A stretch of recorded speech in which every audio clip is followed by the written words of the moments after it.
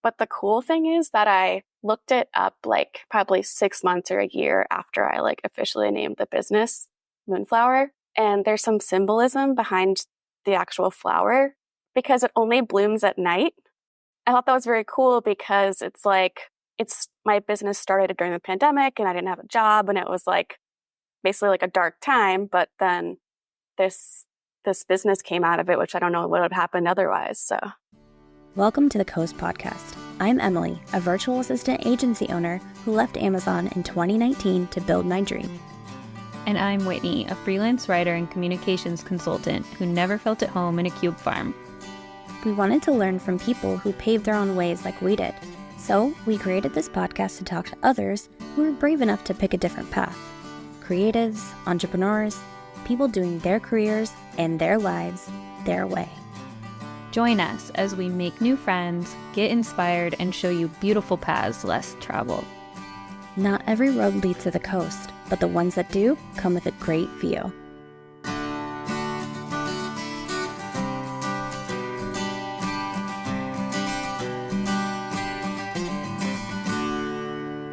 Hi, everyone, and welcome back to The Coast. My name's Emily Given, and I own a virtual assistant agency in Lynnwood, Washington. And my name's Whitney Popa. I own a communications consultancy in Edmonds, Washington. I currently have a kitten messing with my headset. So if I start to sound crazy, it's Harry Potter's fault. And today we have Sam from Moonflower Design. She is the founder and lead designer of Moonflower, a wedding floral design studio based in Seattle, Washington. So thank you, Sam, for being here with us today and for always talking cats with me in the DMs. thanks for having me. We have been really excited about you because you create like the dreamiest, most beautiful flower installments ever. And what I love is that you're like luxe, you're for the bougie customer. And we have been leaning into more of luxury pricing to an extent, at least I have, of like, you know, who am I? Who am I for? What can they afford? So I love being able to do like the things that I do for small businesses. And then also like, if you want me all to yourself, like that's going to start costing more and more. So I'd love to hear from you, like when you conceptualized Moonflower, did you have a client archetype in mind already? And then we can go into your history and everything too. But I'm really curious about that part specifically. Yeah, I definitely did not have a client archetype. I very much started the business really blindly. I started it in 2020 and obviously there was no events happening. So I just started selling subscriptions and like a few workshops and stuff like that. But I definitely did not like think about a higher price point for clients. I had no idea what I was doing. It was just like, I don't want to go back to my corporate desk job and I'm just going to start selling flowers and see what happens. Hold, please. I need to know what your corporate desk job was. I was a digital designer for about 7 years in 3 different positions. Cool. I'm trained as a graphic designer. That's what my degree is in. So. Oh, okay. What industry were you in? So I worked for Bose Corporation for like 3.5 years. Cool. And then I worked at Gas Buddy, which is like an app. I don't know if you've heard of it. Mm-hmm. Yeah. Both awesome. And by the way, my mom says Bosey. Oh, yeah, definitely she loves not. her Bosey headphones. That's funny. Yeah. She says everything wrong. Yeah, I worked at Gas Buddy doing like web and app design for like 2-ish years. And then actually went back to my alma mater in their marketing department for about a year and was doing web design for the university. These are all very sexy things. Kind of. Like from the outside, because Right, I until have they're that not. experience. Right, yeah. Yeah. They don't feel sexy to you, but I'm hearing it and I'm like, ooh, I know that, Bosey, you know? And all the people are like, look at you doing that, Sam. And then you're like, actually, I'm going to quit all of this shit and then I'm going to sell flowers. Yeah. But that's like, that's what I want people to hear. Yeah. I love that.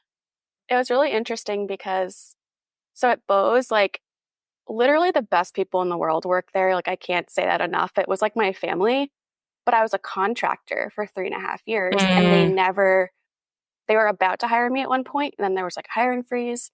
And, you know, I don't know if you guys you guys probably know this, but like if you're a contractor, they don't invest in you as much. They're not going to send you to a conference. They're not going to invest in your education, moving you up. Like they just don't. You don't get benefits. Right. Yeah. It's tough. And they're mean to you too. There are other employees that like look down on you. Yeah. Because all my jobs were like contractors for Microsoft or Yeah, you're I like a was green badge at Amazon Amazon. instead of a blue Yep. badge. Yeah.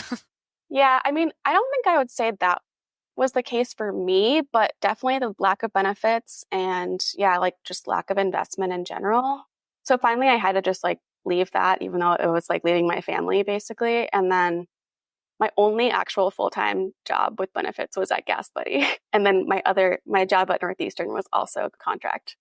So it's just like, and then I also had really crappy managers for almost all of that time. So between all of that, I was just like very kind of done with that whole scene. Okay, but not having like besides Gas Buddy, contracting, did that kind of help you realize like, Prime you. right, like I could do what I want to do?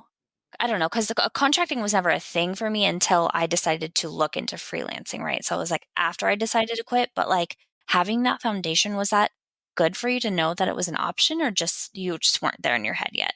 No, I mean, I was a contractor in the sense that I didn't get benefits and like a salary, but I was full time, like, and I was very much like embedded in the team. So it wasn't like just doing like a few Gotcha. hours or a project here and there. Yeah. Got it. I'm glad you had a positive experience aside from some of the things that you didn't get with it overall, because I never. I'm like that person where I'm like, oh shit, somebody had like an actual positive experience in these different ways that I never did. And I like hearing that. I need to hear that kind of stuff to like heal my shit because all my contractor stuff was like Amazon, Microsoft, where they're like, ugh, they called us at Microsoft, they call you dash trash. And then because you have a dash in your email address for your Microsoft vendor email. And then at Amazon, it was the green badge where it's like, ooh, and then I would sit in all these meetings where they were talking about how they needed to hire great talent. And I'm like, I'm right here. But it was harder actually to get hired on as a contractor because you were already in. It was this whole thing. I don't know if you knew that, Emily, like getting into Amazon as a contractor is harder because you don't like, you're not able to be sponsored in the system in certain like logistical ways. But I'm wondering too, like, did you ever, as a person who's worked with graphic designers, I see that they really like want you to churn shit out. Was that your experience of like, they just want me like robotically making things, or was it very cool? I would say at the beginning, especially at Bose, where it's like a big company and like they were definitely like a lot more senior designers. So sometimes, you know, an older, more experienced designer would create like a concept and then like I would make a million banners in different sizes or something. But then I think as I like progressed more, it was, you know, you're still in the weeds to some extent, but you're also working on the concepts and like the full UX, you know, experience and all of that too. So yeah, not the whole time, but there's a little bit of that for sure. And then when you're there, you're like sitting at your desk. Are you thinking about flowers? Like, how did you get from one to the other? So at some point, I was like interested in dabbling in the just event industry in general and kind of like, I think I was thinking about it in terms of like event design because I was like, I'm interested in like graphic design, interior design, like food, like all of these different things that kind of felt like they kind of culminated with like event planning and all that kind of stuff. But I wasn't really sure like how to kind of get my foot in the door or how to explore that. So then my now husband was like, you know, what's like a really like small thing you could do to start like dabbling in that area. So I took a floral design class in Boston and it started in like January 2020. I still was at my last corporate job at Northeastern. And then obviously COVID happened. My contract ended like February of that year. So like basically like a month before like everything shut down. The class kind of got postponed like halfway through that, but I had already kind of like fallen in love with doing flowers. And at that point I was, you know, not working, pandemic, just all of that craziness was happening. And I was like interviewing, but it was like a really weird time to get hired. Like I had interviews here and there, but just a super weird time to find a job. And then I want to say it was like the summer, like maybe July or something, July or August. I did finish that class eventually. And I was like, what if I just don't go back to an office job?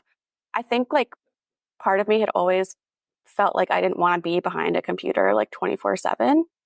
So yeah. And then I was just like, I'm just going to start selling subscriptions and see what happens. Like that was like my business plan. Like there was not a lot of. What kind of subscriptions? Just like monthly flowers or like bouquets? Yeah. So Oh, that's super, cool. super cheap, like made no money on it. I was doing everything, like getting the flowers, making the bouquets, delivering them. It was not like the best, but it got me started. So It's a learning experience. Yeah. yeah, for sure. But yeah, that was kind of it. That's like, I never really was like passionate about flowers specifically before I took that class. That's That is interesting. so cool. That is really Yeah. cool. How did you pick your name, Moonflower? I mean, I was basically just like brainstorming like a million different flower names and like just anything, just making like a huge list of potential things and just seeing kind of what resonated. And somehow I came across Moonflower and I just liked how it felt like a little like bohemian, like whimsical and like kind of pretty. And it just kind of stuck. And like, there's not much more to that. But the cool thing is that I looked it up like probably 6 months or a year after I like officially named the business Moonflower. And there's some symbolism behind the actual flower Of because course there is. because it only blooms at night. Mm-hmm. I thought that was very cool because it's like it's my business started during the pandemic and I didn't have a job and it was like basically like a dark time, but then this business came out of it, which I don't know what would have happened otherwise. So I love that. Mm-hmm. Yeah, when you say it, I think dreamy. Sorry to interrupt you, Emily. I just immediately when I think of it, I just think dreamy. Yeah. And Anna did our shared designer who you had shared did your logo, and I was looking for somebody. I landed on her Instagram profile, Anna from West Finch, and I was like, this is the perfect person for me because she specializes in books and cover art. And she had done your beautiful design too, which I could tell she manipulated some text to make it specific to you. And so that design looks like the feeling that your brand conjures as well, which I think is so important, especially in your industry. yeah, that's really great feedback to hear. Oh yeah, I was so excited when I saw it. I was like, this is what I've been looking for. It just dropped in my lap. Like we met at WIPA and then here's this person who's going to change my life. I actually just found your business card in my stuff because we met at WIPA too. I was like, oh, that's him. Your business cards are beautiful, by the way. Thank you. She did those too. So you started your business in Boston. Correct. Yep. How did you get here to the Pacific Northwest for everyone listening? Yeah. So my husband and I moved in December of 2022, like the very end of the month. So just over a year ago now. And basically our first like big trip together as a couple, like I think like about like 7 years ago now, we flew out to Portland, drove up to Seattle, drove to Vancouver, and did that whole route. And we loved it. And we have some friends out here, so we had visited a couple times after that too. And it was just kind of one of those conversations of like, yeah, we're going to move out there someday. And then, yeah, I mean, we were dating in Boston. We got married in 2021. And then obviously pandemic stuff was happening in between that. And then finally I was like, you just got to do it. It was like, there's just never a perfect time. And I think we both grew up in the Boston area and we just felt like we kind of ended up there because our families were there. And like, there's nothing wrong with Boston. We love Boston. It's New England is great, but we just felt like we wanted to like make an intentional decision about where we were living and just try something different and just, make a very intentional decision about where we're going to live and just see if we like it or not. We've got a couple of Boston people in our circle. We got to introduce you to Erica and then Alicia, who's our podcast assistant, she lives in Boston now, and she's like, I'm considering moving to Seattle. I'm like, do it, do it, do it. So Alicia, if you're Please do listening it. to this, you have friends here. You have Boston people here. Yes. She was womaning the table at our party. Oh yeah, you Oh, saw her in the beautiful green dress. That was her. Hmm. She's just the best. You also had a beautiful green dress, didn't you? I did. Thank you. Yeah. So, okay, my question is like, so you already had an established business in Boston. It was going. What was it like to like completely uproot it and then come restart yourself in a different market? Yeah. So it's interesting because, my first like actual season was 2021 in Boston. And then I had a really good year, 2022, because like all postponements and like, events were like catching up and stuff. But I didn't, even though it's really hard because so many businesses are like online and like you can work anywhere. But my business is not like that, which is kind of unfortunate in some ways. But I didn't want that to like keep us in Boston. Like, it didn't feel like a good enough reason. So I only had 2 years. So I mean, I wasn't even that established necessarily. But yeah, I mean, it was really hard. Like, and I knew it was going to be hard. Like last year, I basically just knew it was going to be a transition year. I did lots of styled shoots to get, to work at different venues and meet people and collaborate, and just went to networking events like WIPA, and I'm also part of another organization called Emerald Hour, which is more focused on like green wedding vendors and just like vendor outreach and just kind of a lot of like kind of tedious stuff, honestly. Mm-hmm. But it just felt like I just have to do it and it'll work out eventually. So yeah, this year, I mean, last year didn't have as many weddings as I had hoped, but I knew it was going to be a transition year for sure. But it's kind of cool because like right now is like what we call like booking season for, this year and probably like early next year for events. And I'm starting to see all of those relationships pay off, but it's taken a Mm-hmm. full year basically to really see that. Like I have planners Totally. sending me clients and things like that. But yeah, so I feel like I'm getting some momentum now, but it definitely was challenging and I tried to keep myself busy as best I could last year. Isn't that the best though? Like investing in relationships and seeing them, you're like, It feels so good. Yeah, I think it's definitely been like a learning experience, like just playing the long game with business and like being patient. Like it's so hard. Mm-hmm. But I think kind of like internalizing that and like, yeah, now seeing it happen, it's just, yeah, it's really nice to see those relationships start to pay off. How are people finding you? Is it through those referrals? It really is like community driven. A lot of it is, yeah, especially with like higher budget clients, they're the people who are hiring planners. So those are super important. But I've also, had clients from, just my website, finding me through Google and Instagram and things like that. So Cool. do you do those things like the knot or wedding wire or anything like that? I really resisted going in the knot for a long time because I had heard mostly bad reviews about like working with them and like just not seeing. Right, like pay to play, the more you pay, like the more that they recommend you. It's like Yeah, a Yelp situation, right? I heard really bad things about the ROI on that. And finally, when we decided on the move out here, I was like, if there was ever a time to try it, it's now.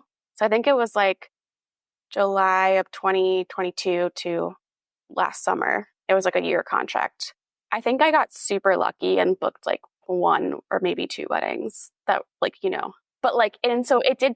Oh, So the wow. investment was paid for, but I didn't like really make any more beyond Yeah. that. So it's just a lot of price shoppers, honestly, and like Mm, just low Yeah. budgets and just not really my ideal client, which is fine, but just Yeah. not worth it for me. that's a good segue into what I was going to ask. So, like, who is your dreamiest client, whether it's a wedding or a life event, anything, a husband getting his wife monthly flowers? Like, who are your people that you would love to see walk through the door or come inquire on your website?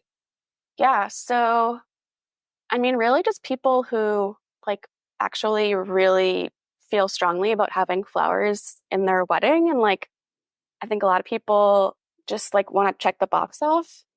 because they think they should have flowers. And I really want to work with people who like really value them and see them as like a main aesthetic component of their wedding. And, you know, people who love color and people who, you know, aren't going to be super like micromanagey, because flowers are really tough. Like it's all of, like the weather and like all kind and like, you know, transport and things affect it. So if you have someone like breathing down your neck to get like very specific flowers, that is like very stressful.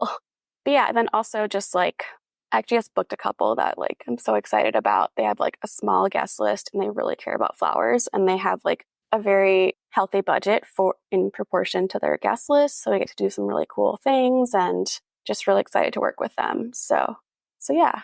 Can we actually shed light on that super quick? So like as a bride, right, which I was a bride like 6 years ago, I had no idea what I should budget for something like this. Like, what would you say is a healthy budget? And you said per person or like per guest. What is your guidance for like what you should budget for floral for your wedding? Because anybody who's going to get married or have a big event, like, what should we look for? What should we ballpark? Or, yeah, like, what's a good rule of thumb if you have one? Or, yeah, or reframe it into what you want them to budget versus what they should.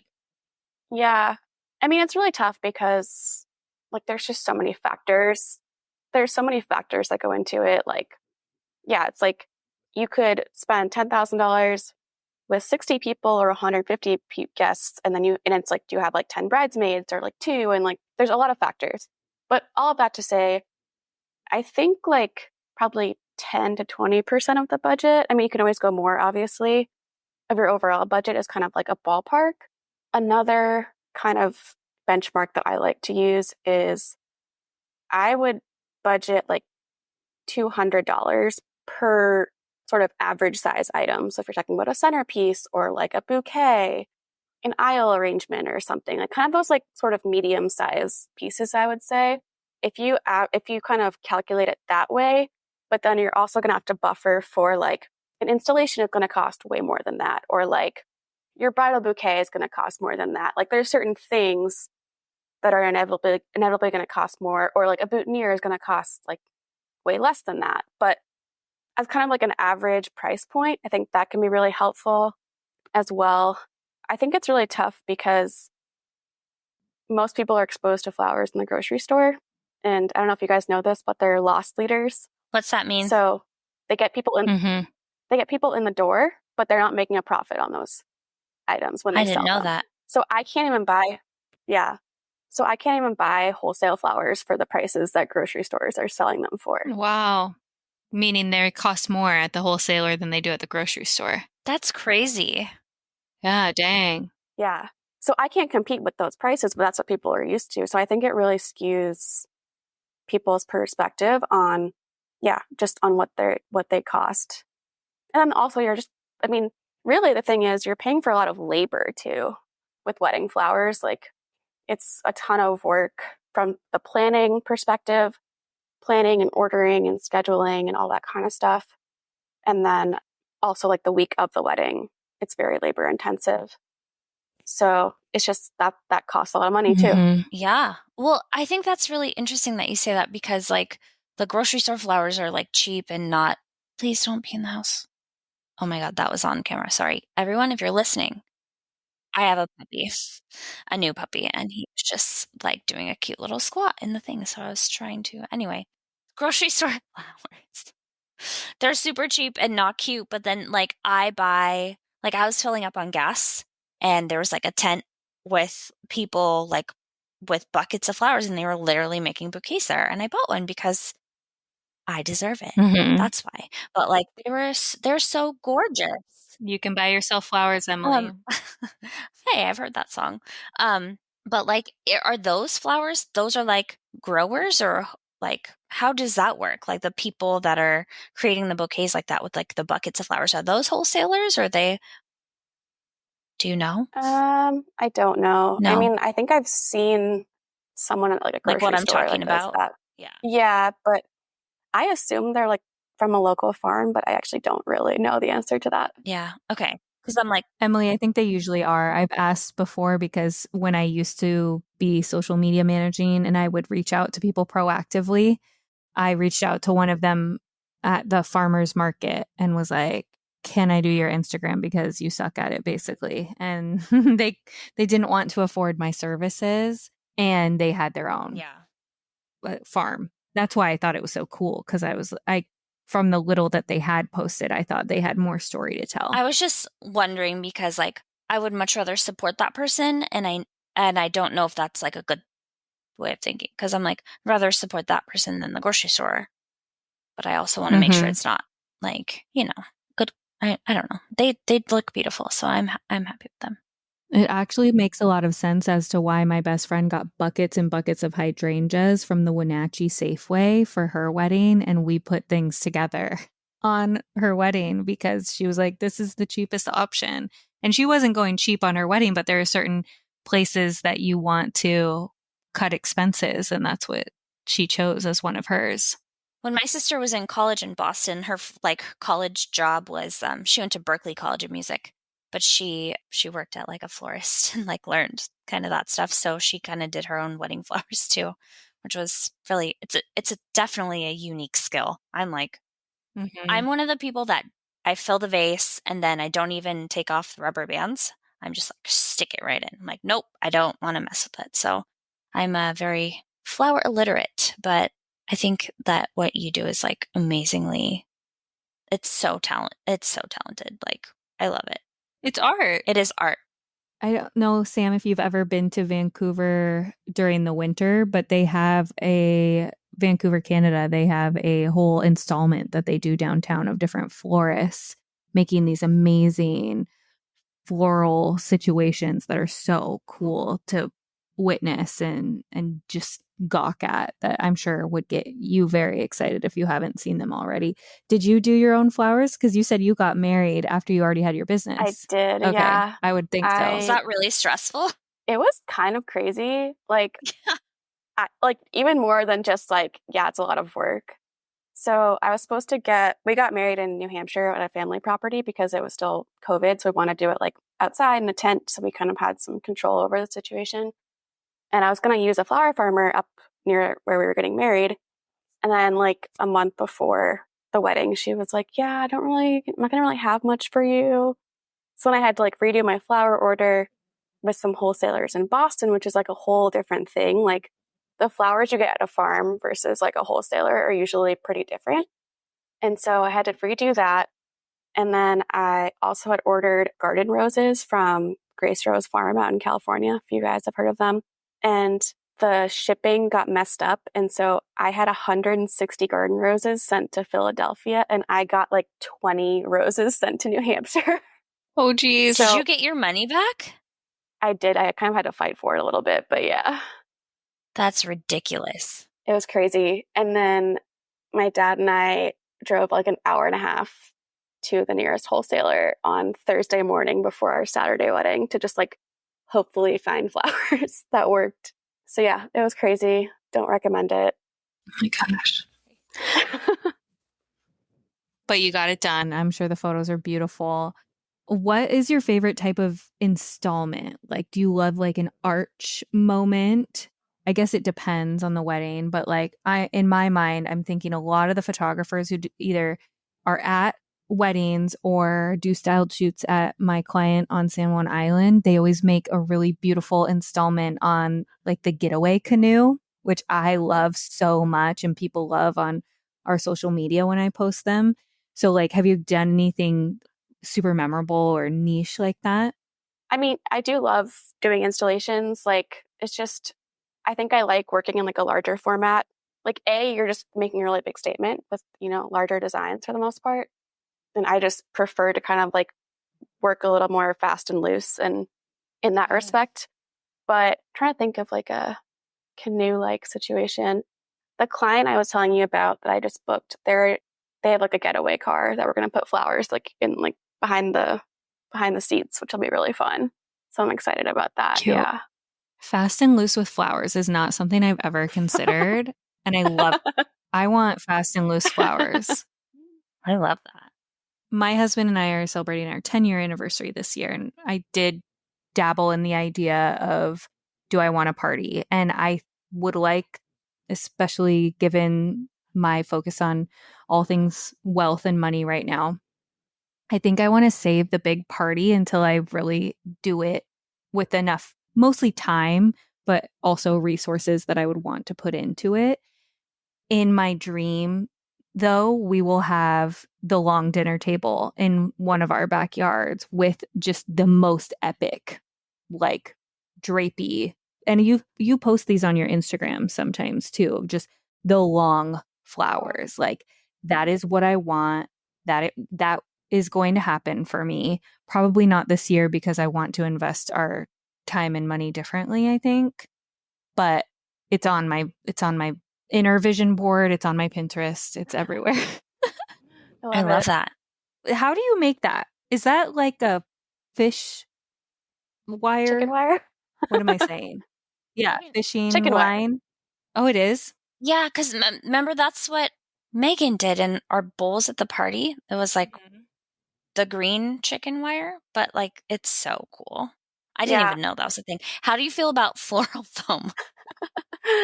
I don't use it, or I use it very, very sparingly for like very specific situations, but it's, yeah. Did you hear Megan's episode? Yeah. Yeah. She just wrote a blog about it too, and Mm. Did she? I wanted her to name it. I think she did a little more for SEO than she did for conversation purposes, or like maybe her clients didn't want harsh language. But I read the whole blog. I was so proud of her. Love it. All about floral foam. It's pretty gnarly stuff, but there Yeah. are some alternatives out there now, and there's actually another product coming out soon. It's not released in the market yet, but it's called Foam, PHOAM, and it looks like the regular traditional, green flower foam, but it's supposed to be more sustainable. I love that. So, because the products out there right now kind of like they do the trick, but the flowers don't usually last and the texture is different. Like it's not quite the same, but I think this newer product that I was talking about is supposed to be more of like a one-to-one replacement from what I understand. So Cool. Two things that I want to get back to. So I'm still stuck on, how did you get to being luxury? And do you see that as like evolving with like, I love that you are at least like outwardly luxury. Maybe you entertain smaller price point people sometimes. It probably isn't worth your while. But like the way that you have your design brain, you brought it to your business and it presents as this beautiful luxury container. So it would be like a disservice to yourself if you didn't think of yourself as a luxury experience, because you're like, here's my business card and it's like so beautiful. I can't be charging you $5 for flowers because I'm already luxury. But it sounds like that wasn't an intentional decision until maybe it was, like it is maybe now. yeah, yeah. So like I said, I didn't really know what I was doing at the beginning, but I think, yeah, just as my brand evolved and my design skill set, and I also like freelance with like true like luxury designers and things like that, and just got more exposure. And really it came down to, what do I want my work life and business to look like? And for me, my ultimate goal is to do fewer weddings at higher price points. Yes. Always. So For yeah, everything. right. Because with flowers, like, I mean, if I know $5,000 is like a lot of money, but by the time I buy the product, pay for freelancers, pay for the van and gas, sales tax, like I'm not walking away with a lot of money from that at the end of the day. So, so yeah, that's my ultimate goal, is just to kind of go after, because it's all the same process, right? Like all the planning, and it's just slightly scaled up, but it's basically the same process for almost every wedding. So yeah, just to kind of be involved in fewer overall weddings with higher budgets is really my goal. And so yeah, with the rebrand with Anna, like I was really kind of trying to elevate my brand. I really invested a lot of time and money last year into making styled shoots that were like, that felt more luxury, and were, creating those designs that are going to sell at a higher price point, because, it's like you have to make what you want to sell. So definitely took that mentality to elevate my portfolio and my brand, especially last year. Yeah, and I want to congratulate you on that because I'm in that portion right now with my current business. It just made money because it was my brain from the beginning. I didn't really have to do much at first, and now that I'm in this place of upfront investment, it's fucking terrifying. And so I just really want to congratulate you on like as an outside person seeing that, at least on my end. I don't, if it sounds like it's kind of playing out well for you now, but it's scary to be in the in between and in the trust fall of look at all this time, money, and energy I'm putting into this thing that's my baby that I believe in, and hopefully it lands somewhere safe for me where I can provide for my cats. Very important. Yes. Yeah. I mean, It is such a tactical thing. yeah, it just kind of felt like the only way for what I wanted to achieve. So, I mean, yeah, I'm definitely still taking on, relatively smaller weddings, but yeah, I mean, just got to kind of keep plugging along and just keep showing the work that I want to make, basically. It is art. It's so beautiful. Let's jump into rapid fires if you're both ready for that. Yeah. Okay. So, Sam, what are you proudest of in your business right now? I think just like I really just have pushed myself to grow and put myself out there. And I think if I hadn't moved, I think being an entrepreneur, you're always kind of on the edge of that uncomfortable place to like grow your business. But I think, making the move and not having as big of a network out here, I've really had to force myself to do things that are uncomfortable. But, I'm determined to make my business work and be successful. So I just have to kind of push through and do it. Yeah, you're doing And it. it's especially true in the last year. You are doing it. You should be proud of yourself. Yeah. And that's what, obviously. We're here to gas you up. Always. If you ever need like hype people, just call us. Actually, never call me. I won't answer the phone, but you can DM me. Tell us about a book you read or podcast you listened to that recently changed the way you're thinking about your life or your business. I mean, I'm trying to think. I mean, I'm rereading Untamed, which I'm sure you guys have read, but I feel like it's just I'm such obsessed. it's just such a good book to be like, yeah, like I need to not play small and get out of that. And I think it's just like a good reminder to like read it every once in a while. It's so good. I just sent it to someone actually this last week. What I always say about Glennon too is it feels like you're living in like her feelings are always on the outside of her body, and it's so stream of consciousness and like it was channeled through her. And I love Untamed for that because it just feels so raw. Yes, very like visceral. And I mean, her writing is beautiful and short chapters. She used lots of metaphors and yes, love that too. Whitney just mentioned the things I write. Yep. Short chapters are so important. And if you don't have short chapters, line breaks so that you give people a place to stop because nobody likes a 40-page chapter. Yeah, true. It's stressful. Especially if you're audibling. Ugh. That's the worst. It's like 11 hours left. You're like, no, that's a lot. Anyway. Ew. Seriously. I just like don't DNF that book. I don't. If it's too long. This is morbid. I always say that it's morbid, but what would your last meal be ever on earth? Ooh. Some form of pasta and cheese, like cacio e pepe is like one of my favorites. We went to Italy in the fall and it was so good. Oh, so dreamy. But, like, it's funny because I'm like kind of like a foodie and like a pretty accomplished home cook, but sometimes like just that comfort food of like mac and cheese or something like that is just so good. I really like that verbiage. Pretty accomplished home cook. What does that mean to you?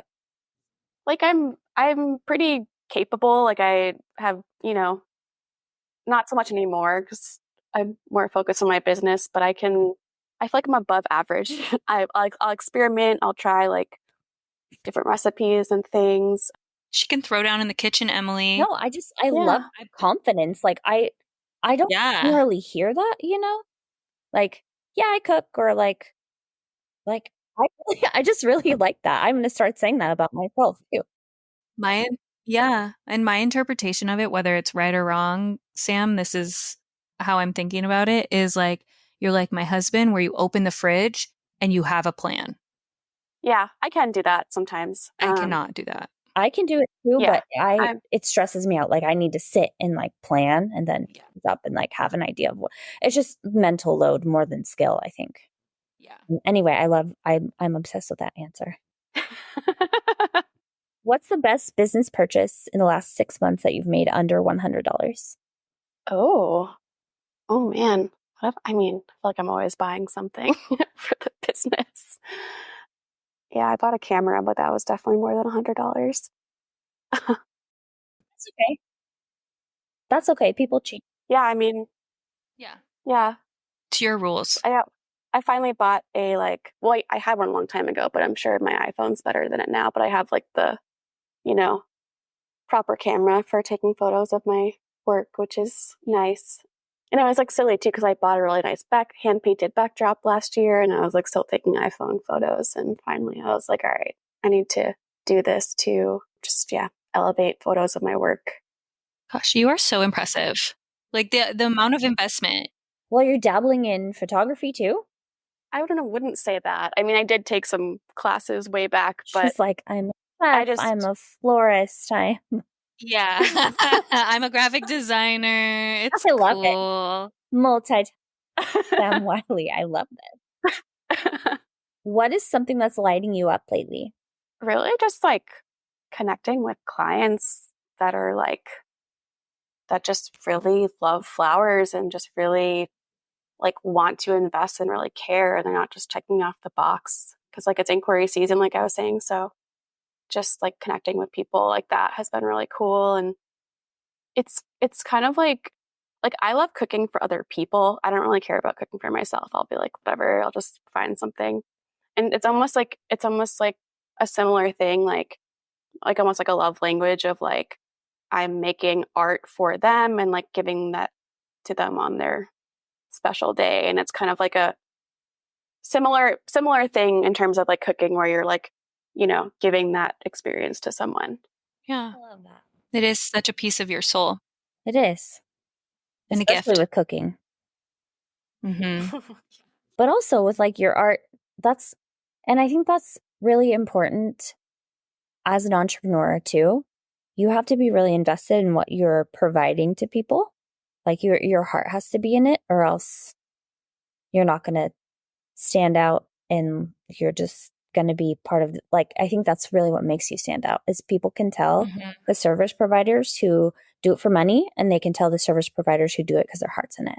100%. Yeah. And often the service providers who do it with their heart have a hard time marketing themselves. And that's where we've done a lot of mindset work, or I have for myself, around like, no, this is a gift that, like you said, this is a gift that I'm giving them. And like, they could end up with grocery store flowers if I do not help educate and create these beautiful pieces of art that hopefully they buy from me. And it's this vulnerable, big shift. But I feel so passionate about that for all of us and all the people on our podcast too, which is why I'm always sharing on our Instagram what they're doing, what they're working on, so that people can continue to see that these are the people who are leading their businesses with their hearts, and they're trying to make money too, and hopefully lots of it.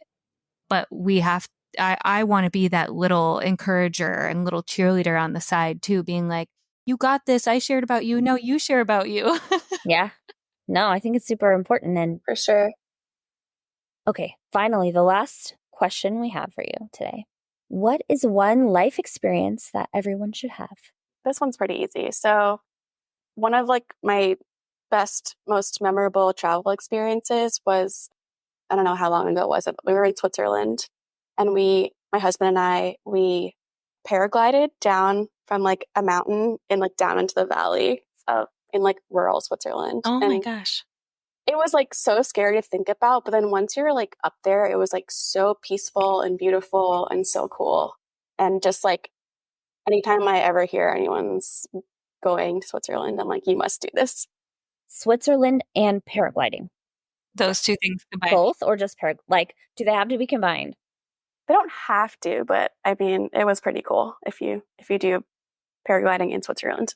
You know what's crazy though is I've done parasailing before, and when you're up in the air, like you're exposed to the air at that level and it's like so quiet and serene. It's like really trippy and creepy, and I got vertigo doing Oh. parasailing in Hawaii. And there were like on our boat there was enough for, a couple of us, because you pair up.